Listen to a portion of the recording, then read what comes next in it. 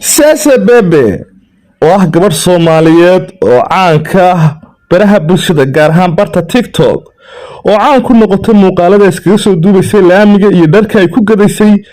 suuqa Nairobi oo haatan shaqoor halis ah ugu jirtay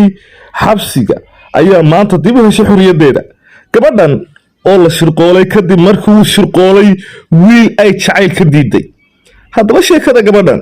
oo baraha bulshada haysatay saacadihii u dambeeyay ayaan barnaamijkeena maanta aynu ku dahqaadaynaa iyo sida ay ku heshay xorriyadeeda iyo lacagtii 1 milyan ee Kenya shilna cidda bixisay xaggee ayuu ku dambeeyay ninkii shirqoolay gabadhani. qodobadaas iyo qodobo kale ayaan barnaamijkeena maanta aynu ku dahqaadaynaa. ha yeeshee daawada channelka ku cusub tahayna subscribe saar, muuqaalkana like garee, ku soo dhawaada barnaamijka.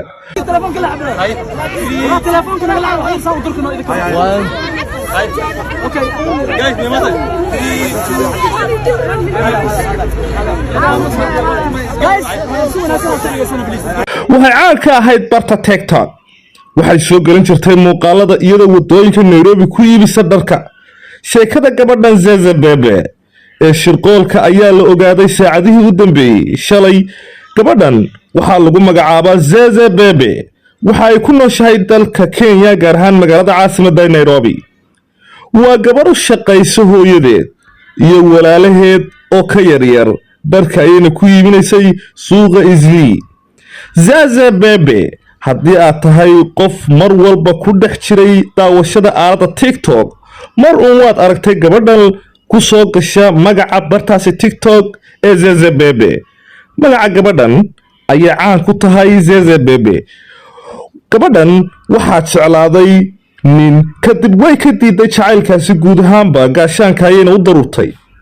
waxa uu iska dayay ninkani in uu gaari xoog u ku saaro, hase yeeshee gabadhii waxa u kacay dhalinyaro Soomaali ah iyo Kenyaan isugu jira. ninkii iyo darawalkii ayaa la garaacay oo markii dambena goobtaasi iskaga cararay. maalin kadib Sasa Bebe ninkii lacag ayuu isku fardaamiyey, gabadhii ayuuna dembiga dusha ka saaray. xabsiga ayuu 3 beri ama 3 maalin ayay ku jirtay gabadhaasi. waxaa la sheegay gabadhan in loo haysto lacag 1 milyan oo Kenya shilina. waa 1 milyan oo Kenya shilina oo lacagta waddankaasi Kenya. lacagtani ayaa la ururinayay saacadihii u dambeeyay xalay ilaa galabnimadii shalay toole. maanta ayay xorriyadeedii ay dib u heshay. haddaba muuqaalkii laga duubay soo daynkeeda iyo dadkii hortubnaa saldhigga iyo hooyadeed oo ka hadashay bilow ilaa dhammaad sheekada gabadheeda Sasa Bebe waa kan ee nala yar daawo. muuqaalkanna leegtaa ka ilaawin, leegtu waa noo dhiirigelin.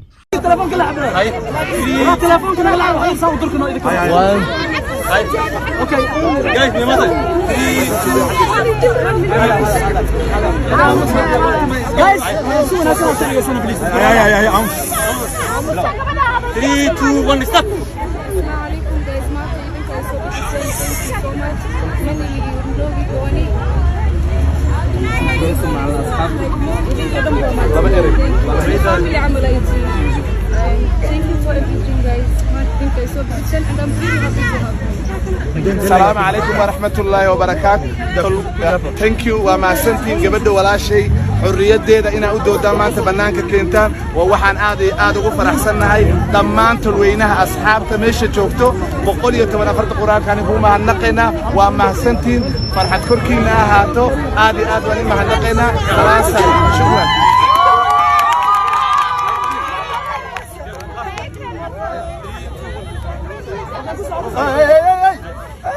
تلفونك لعب تلفونك لعب هاي صوت دركنا اوكي جايز يا مثلا جايز شو ناس سنه بليز يا عم 3 2 1 ستارت. السلام عليكم جايز ما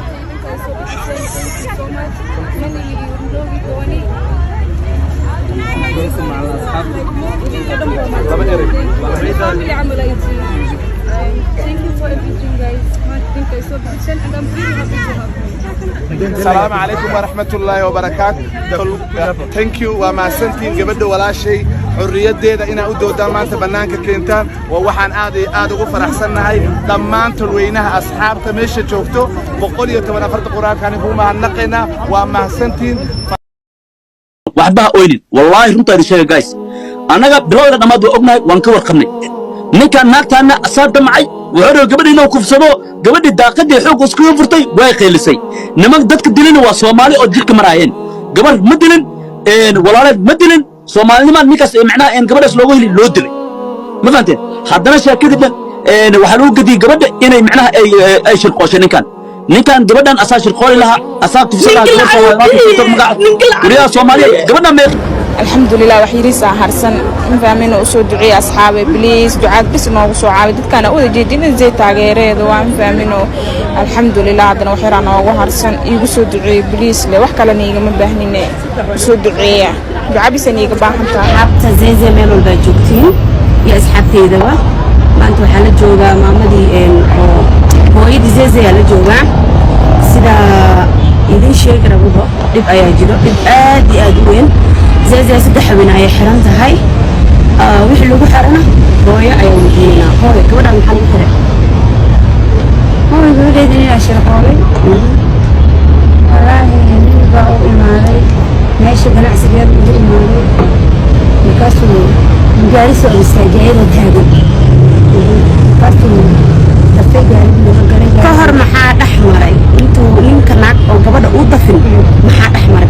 حرير وكله حرير كي كده صح سيدا يشي صح حرير كي كده دي مركزو هلين ودري وسوى عيناي وسوى قراي والشيء يسكدام كله وكده من هو ماري بيعرف فرن قاري وبعد فرن قبل يجي كان إذا بقبت هذا الشغل جبته مش شغل جبته صح فايف بكتير صح لا إيك وقلني تلفونك أقل من الحين أنا كهواوي درعي وكجاحي قبدي حربي ولا قلم كي درا ولكن ولا عرب صح ممكن يكون ساجين لاين سان يلا وين كرا صح لبني هاي لبني هاي يا فيديو قاعد تيك توك لو بارك يقول لينك لبدا يقول قراعايو وغاري اللي بيجينا تيك توك بس غاري markuu ila xaray ila 8 markuu dhaafiyo oo dadkii ka daba dideen markay meesha taagneen wiilasha la taagneen wiilasha ay ka daba galeen ماشي يا لو ده تجي تألفك ولا بس هو بده بدي جام وقال ما قدرت مستعجل هنا جام تحديث ما تلاقوا سوى لو سوى حتى كي كلو الرئيس مالي يجرر بويتو من كي كلا لقفت مركز كي دلا وركي لقفت كي دلا وركي لقفت كي كلو الرئيس صح ماشي يا مركان ونينك المسؤول بلاد جرر الصومالي توك دي لقفت وحن تعيين ممكن يا ماشي لو جراحة ماشي الجاري يا بوليس كسر جدي أيضنا إلى صوب الدالية كي كان سيريا ماشي لقطة مال لقطة مية حتى مو أبيض صح مركز ما نقول قبدي ويتنتي وشغال بيقول سميسي وده دعوة كان سدي قبدي وحوك فلان ينبغى لك صح برجع على قصة لو ده بيقولها بنان كان تتجنن على قصة صح لو ده ما يقولها سد حبيبي حنين صح مركب محاد ليه الصومالي المداولة قبدي هذا كوتيني على السعري كوتيني بحيدهن gabadhan dad ay dishay sidaan arkayno oo marka waxaan nin iskari ninkan keensaday ninka iskariga marka afgumbi gabadhiina sameeyay anigu waxa soo filanana danaynayna mana filanaynin gabadha waxa la yiri kootiina la saaray 1 milyan oo lacag ama log buuga la rabaa sax أنا ما أولي ومساكين بناقص كشغل سكان هاي قبل إذا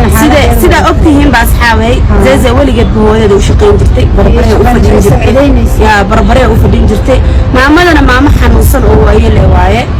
ما أودو سكوري قبتا ما أودو لعقت صدر نمكي صومالي أهانا مانتا نحو حب وشيغنايا لعقو بثيري سي معركتي قبل جانك وجيفتو marka maamadan maanta garab ay kaga baahan tahay anigu waliga hortiin ma soo istaagin garabna eelin ma weydiisanin laakiin maamada hooyadeena maanta gabadheeda xabsi ku jirta si xaq daran waa loo haystaa meeshan aan joognana wax walba waa lacag maamadina sida aragtiin waa maamo barbara ilmeeda qoodkooda raadsato marka insha Allah waa xabsiga Pangani Police Station ee ku yaala xaafadda Islii waxaa dhowr maalin ku xiran Zaytuun oo loo yaqaan Zeze caana ka ah baraha bulshada gaar ahaan aalada TikTok ugu dambeyntii zaytuun ayaa dib u heshay xorriyadeedii lagana soo daayay xabsiga Pangani Police Station halkaasi oo ay farxad kula qaadatay asxaabteedii iyo ehladeedii. maanta idinka ay soo bixiseen thank you so much manili loowi dooni family amalaytiin and thank you for everything guys maanta idinka ay soo bixiseen and I'm very happy to have you. bismillahir rahmanir rahim